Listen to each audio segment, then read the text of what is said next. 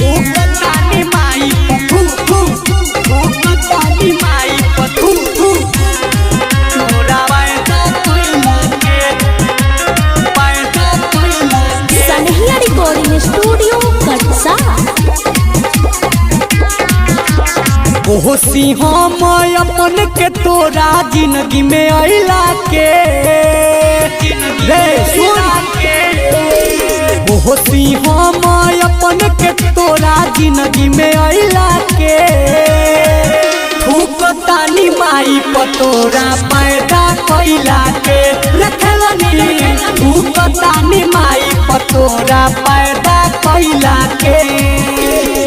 अब बुझाता फायदा तोहसे प्यार कइला के थूक तानी माई पतोरा पैदा कइला के रखलनी थूक तानी माई पतोरा पैदा कइला के थूक तानी माई पथू थूक तानी माई पथू पैदा कइला के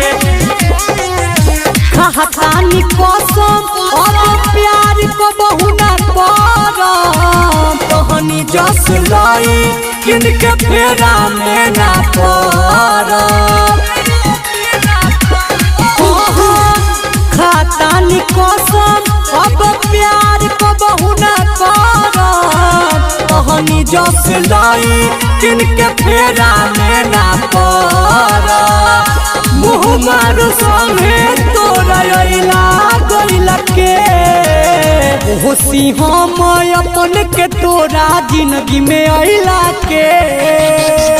थूक तानी माई पतोरा पैदा कइला के रखलनी थूक तानी माई पतोरा पैदा कइला के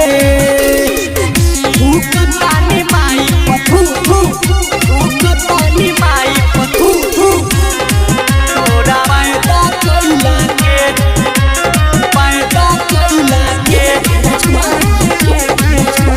सनहिया रिकॉर्डिंग स्टूडियो कटसा।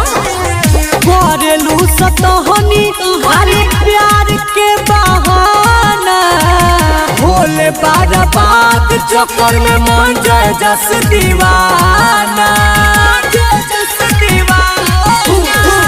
करेलू सतहनी खाली प्यार के बहाना भोले बारा बात चक्कर में सोनू जस दीवाना